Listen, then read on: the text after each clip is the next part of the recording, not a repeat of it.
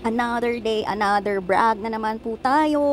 This video is not to inspire but to brag. Syempre marami ng inspirational videos. Dito naman tayo sa bragging para naman maiba, diba? So for today's brag, ito, look, ang ganda ng sunset ng Romblon. Look at that. Lahat ng nakikita nyo yan, nakikita nyo. Oh, yan. Pagmamay-ari yan ng mga taga Romblon. Syempre naman, alam ka naman sa akin. Ayan, oh, diba? Isa sa mga pinagpapasalamat ko talaga ay naging Romblomanon ako. Tingnan nyo naman, this beach is for public use. No entrance or whatsoever. May enjoy mo yan and 5 minutes away lang sa aming bahay. Bakit pa ako gagastos kung saan-saan? Pero noon gumastos naman talaga ako. Pero 'di ba? Bakit pa kailangan pumunta kung saan-saan? Ito libre na, maganda, malinis, mababait ang tao. Noon talaga ayoko magstay dito kasi feeling ko hindi in line yung mga gusto ko sa buhay sa kung anong meron ang Ojongan. Pero nung nagkaanak ako, sabi ko, gusto ko dito lumaki yung mga anak ko kasi mababait ang tao, peaceful lang yung mga tao talaga pag Saturday, Sunday, almost lahat na sa simbahan. Alam mo yun, very at peace ka sa mga anak mo. Walang ibang kung anik-anikang pag-aalalahanan. Umuwi ako nung nagkaanak ako kasi nga gusto ko dito sila lumaki.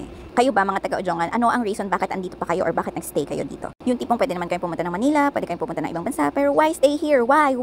Charis.